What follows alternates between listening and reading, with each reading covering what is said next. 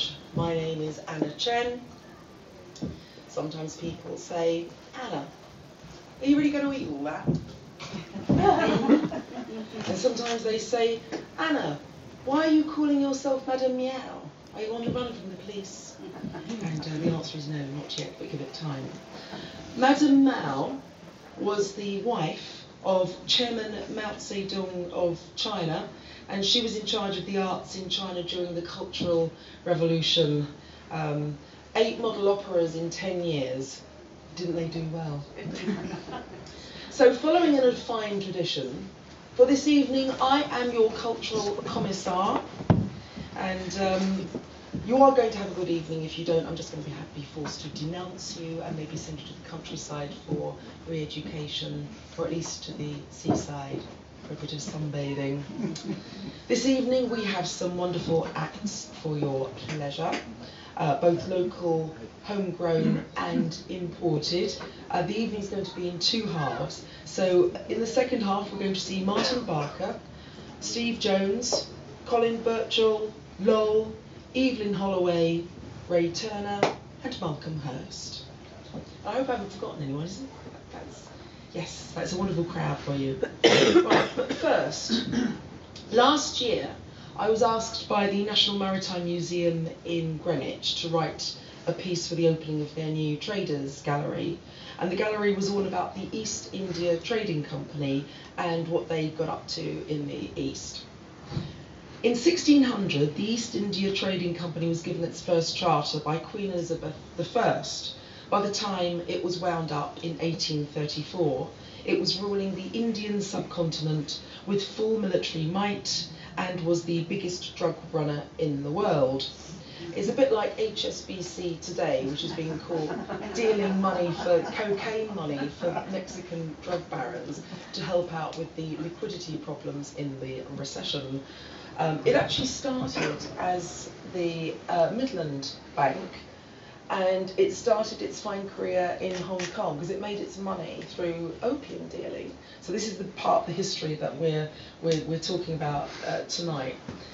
So the East India Company grew their opium poppies in Bengal and forced China to take it at gunpoint, and this became the Opium Wars, which you may or may not have learned about in at school. We didn't do it, unfortunately. We did lots of Hitler and a little bit of the Soviet Revolution, that was it. And that's what my show, the Steampunk Opium Wars, is about.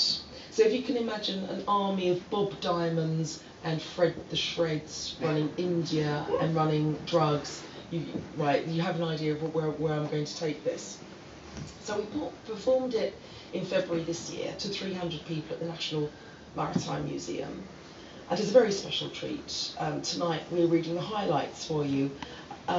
It's a new concept, the unrehearsed reading.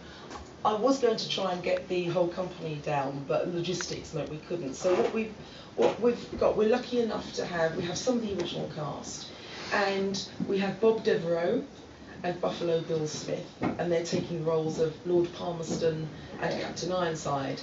I'm going to read all the parts of the Chinese characters, all 1.4 billion. I'm going to do it with the aid of a hat.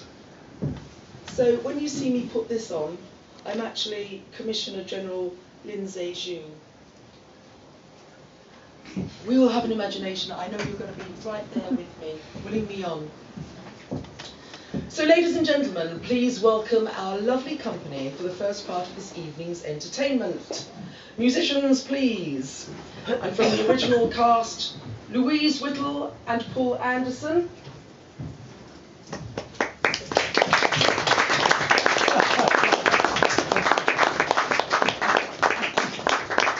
And our friends from St Ives, Bob Devereux and Buffalo Bill Smith, who's also going to be on Rebus Spuddling harmonica, Shaar Marianne guitar. Ladies and gentlemen, the Steampunk Opium Wars.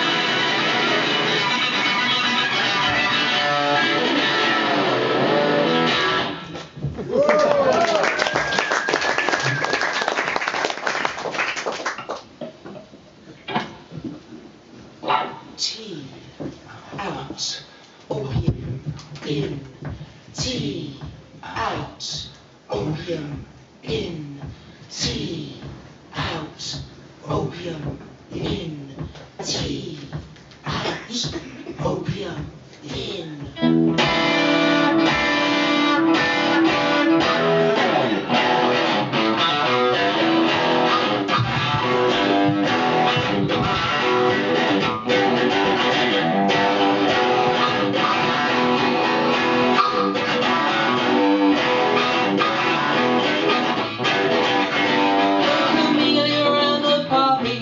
Walking out in style, Camille said to Poppy, I can get you high,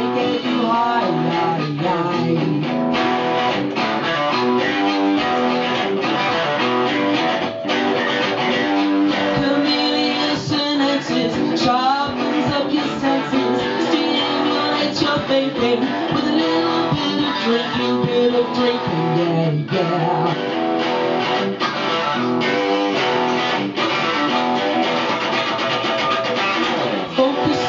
Wake you up, look pretty in a china cup. If you are looking for a perfect cup of tea, look at me. Gonna get you high, gonna get you high.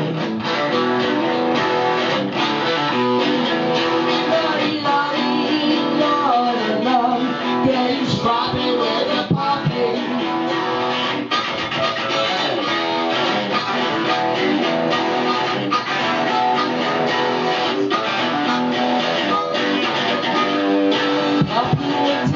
Wipe the sleep from my eyes.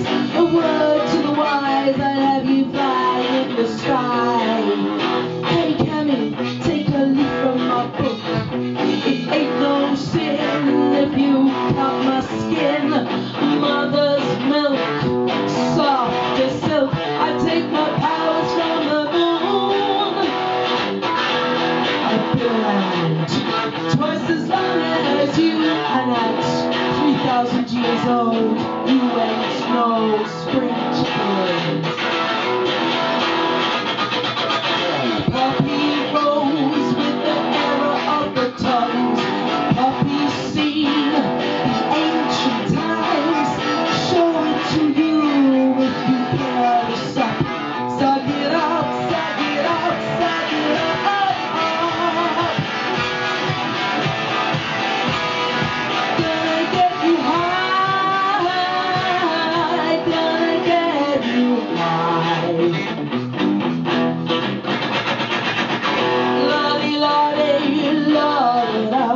Getting strong with the poppy.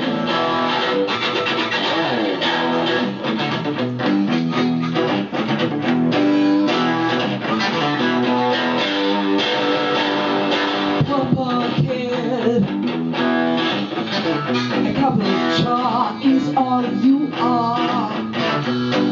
I've been around 6,000 years, camped out in this veil of tears. I've seen it all, you call that high. I get tranquility here and out there. I bring you opium dreams, I give you pleasure, I rid you of pain, I give you a treasure. I've always wanted to get high. Altered states has always been the way. I want to soar in the sky. Fly, fly, fly. Shaman see visions. Poets sing with grace. Celestial incisions touch God's face. Ride on a move and take a whirl into space to the beginning. Into time. Into an atom. To the lap of the Buddha. Gonna get you high, gonna get you high. Lordy, lordy,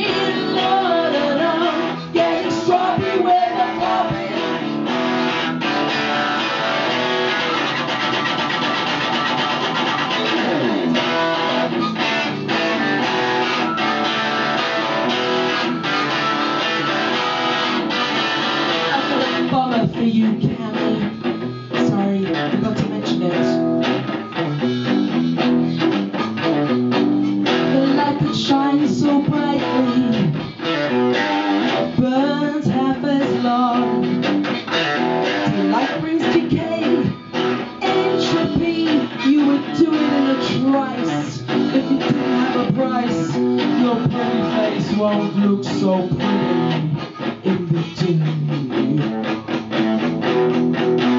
In the heat of the sun, it ain't much fun. I'll bring riches, I'll bring envy, I'll bring a sickness. They call it war, they call it war, they call it war. No war, no war, call it war.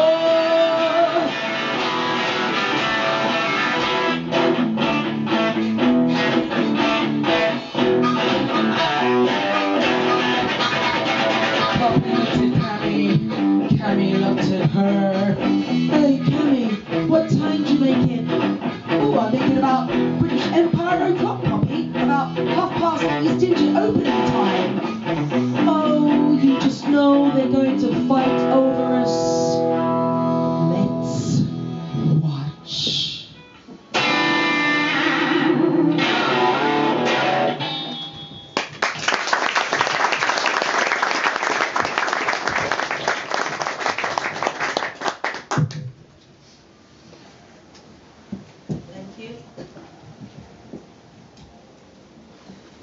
Good evening, ladies and gentlemen. Welcome to the Steampunk Opium Wars, our little entertainment for this evening.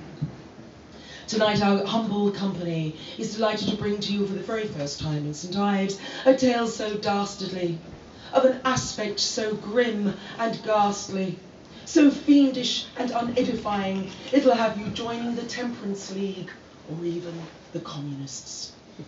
Ladies and gentlemen, are we sitting comfortably? It was a dark and stormy night in the history of the British Empire. Ever since Queen Elizabeth I had granted a charter to the East India Company to trade with Asia, it had been a bumpy ride. Sure, things looked cool when we liked the silks, when we liked the pretty porcelain with the willow pattern, when we built pagodas in Kew Gardens, when we had a yen for the spices and a taste for the tea. We liked the Chinese people who grew the tea, and it was all smiles and chinoiserie, but it didn't come for free. We ate the spices and we drank the tea, and we drank the tea and we drank the tea in the pretty porcelain chinoiserie. Why not? It was nice, and so was the spice, but it came at a price. We drank the tea and we paid for the tea, and we paid so much it drained the treasury. All that bullion flowing out east and nothing coming back. Something had to be done. Her Majesty's government heeded the call, scratched their heads, polished their balls, and looked for something covetable to trade and exchange instead of pay. But China didn't want our clockwork toys, our cheap alloys. They nixed our chunky ceramics, found our wool more coarse than silk. Couldn't drink milk, so dairy was out. What's a poor government to do?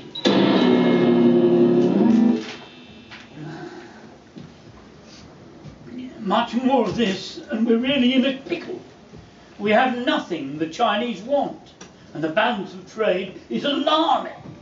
Anyone got any bright ideas? Thank you, Lord Palmerston, speaking for the Whig government. Stand up, the British East India Company, Sir Jardine Matheson. We can grow the tea ourselves. Why pay the Chinese when we can nick the seeds and cultivate it in our own back garden, otherwise known as India? Camellia sinensis, the Chinese tea plant, grown and perfected for thousands of years in China, obtained by the British and taken to India in the 1820s in one of the most audacious acts of industrial espionage ever. Yes, that's good. But we need something right now. What else? Well, me and the boys have been gardening. Poppies, to be precise, opium to be exact. We've been slipping it into China to pay for the tea, and it's working a treat. The British East India Company, never knowingly undersold. In 1757, the East India Company was granted the monopoly on growing opium poppies in Bengal. Used in medicine to keep you healthy, smoked for pleasure by the wealthy, opium wasn't very common at all. With British mass production, all that changed. It widened the range of their customer base. It turned an aristocratic vice into a mass addiction and targeted an entire race with a deadly affliction. What sparked it? There aren't many commodities that create their own market. Some years ago did good Queen Bess a trade monopoly decree. For Brits to trade from east to west, from 1600 there was just the East India Company. We were the agents of imperialist expansion and ran much of India in true business fashion. For here were the goodies we could sell back in Blighty. And here was a market that was really quite mighty. We bought up the spices, the cotton and silk, and sold watches and trinkets and things of that ilk. But India is only a part of our tale. Our interests required us to maximise sales, and China, which had an immense population, was an obvious target for benign exploitation. The problem was this: the wily Chinese wanted to sell us nothing but tea. They wouldn't accept any quid pro quo. When we offered them baubles, they just said no. So the East India Company hit on a scheme. It was a wee bit cunning and a wee bit mean. After market research, we worked out a plan. Sell opium in Canton and run the main man. The rich kids had become serious dopers, but it wasn't a habit of the mass of no hopers. The company changed that in a matter of years, creating millions of addicts by supplying cheap gear. Of course, we all had to be just a tiny bit careful. The deals that we did were the grey side of legal. But the problem was simply the rules of the game. Deregulation would make it all plain. But now the monopoly is a thing of the past. It's a free-for-all, and we can't be the last to get stuck in and create more jobs to stave off uncouth Chartist mobs. I've never had qualms in this line of business. If the punters want it, the market suffices to satisfy demand, and meanwhile, well, let them get high while I make my pie. Thank you so much for your assistance and information so handsomely afforded us, Sir Jardine Matheson, leading to so satisfactory an outcome. All rise, Her Majesty the Queen and her companion Laudanum Tincture.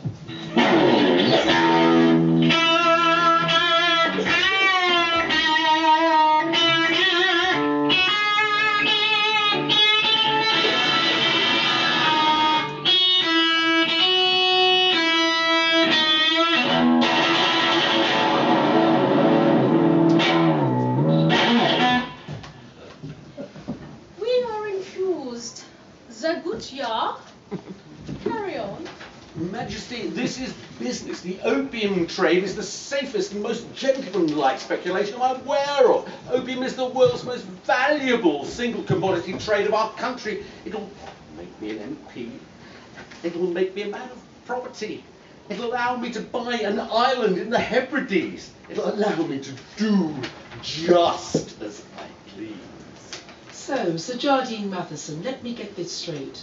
To pay for our silks and our teas, you're selling opium to the Chinese, who don't want it because opium addiction is a terrible disease.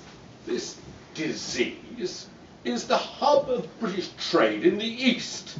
One day it might even gain us a Hong Kong lease, as much as we can see. The East India Company grew the opium, it processed the opium, it took the opium to depot hulks moored permanently offshore, where it was sold to Chinese smugglers, who then distributed it inside China. With the end of the East India Company's trade monopoly in 1834, all the narco-capitalists fought for a piece of the action. The East India Company's role morphed into the biggest narco-capitalists yet, Jardine Matheson, still around today. Jardine Matheson rapidly expanded their opium interests and forced open the Chinese market. From 15 tons in 1730, opium trafficking expanded 200-fold to 2,500 tons in 1838. The hemorrhaging of silver from the Chinese coffers to pay for their drug habit was unsustainable. The Qing Empire government had had enough. It decided to enforce the ban on opium and sent Commissioner Lin Se-ju and his hat to the port of Canton to stop it.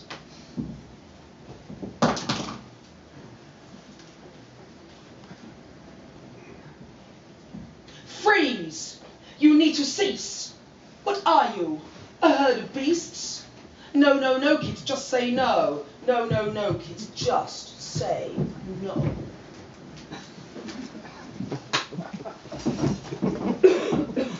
The Emperor sent me. Looks like I got here just in time. What have they been giving you? I've seen what you have in those foil wraps. What is it? It's only chocolate. Only chocolate? Yeah, pull the other one. You should bin it. Oh, yeah. Oh, it is. Sorry. Yes, but laced with what, I wonder? Bloody East India Company, keeping us under. Oh, come on, East India Company, fine fellows, wonderful horticulturalists. Green fingers, we know how to grow things. Nothing but a load of drug-running bastards on the plunder. Commissioner Lin Se-ju, what do you have against an exciting money-making venture? It's only satisfying a market. Only satisfying a market? What idiot says that? I'm here. There's a lot of it about. Reviving the discredited imperial tropes and creating an alternative narrative with the Chinese as the bad guys. You lot were already junkies, weren't you? Do you believe everything you read? You were only a junkie if you had more money than sense. People who had to work all day in the paddy fields couldn't afford it. It wasn't until the East India Company and all the rest of those pushers started growing the cheap shit by the ton in India that it started to be anything more than a posh pastime. Suddenly, every Chen, Wong and Chan was doing it. Millions of Chinese were by now addicted. Commissioner Lin Se-ju told the merchants to stop selling their drugs. They carried on. Lin Se-ju blockaded them in Canton and demanded all their opium. 20,000 cases. In each of those cases, 40 balls of opium, each the size of a cannonball. In total, about a year's supply, worth £2 million. Steady on, old chap. It's only a bit of fun. You can't stop progress, you know. Much of history and all that. It was illegal. It was evil. It was immoral. It was Sodom and Gomorrah.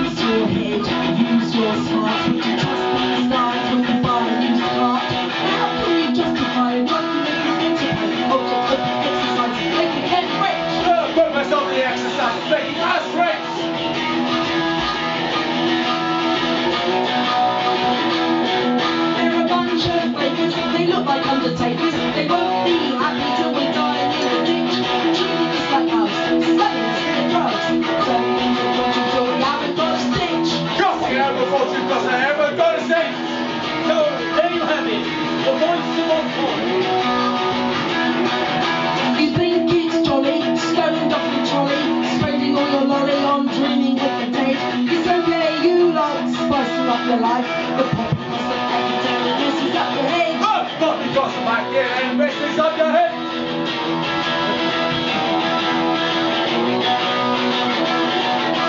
You try sucking on the pipe for a while. It feels like minutes, but it's longer by a mile. Days and weeks pass and it bloody well shows. Give it a month, you lose your glow, lose your glamour, lose your zing. You see no buttons, you start to lean. Your teeth fall out, and then your hair. No one will look at you, they wouldn't bloody dare. No one will look at you and no one will look at Yeah, you're not much of an actor, are you, Queenie? Time! What's the time? 1839. China is in a bit of a decline. Okay, yeah, we're past our prime. You didn't really give us a chance to shine. There's no excuse for all this abuse. Can't get the drugs, I want your poppy juice. Deliver all your drugs to me. I'll sprinkle it with lime and throw it in the sea. We'll sprinkle it with lime and throw it in the sea. Deliver all your drugs to me.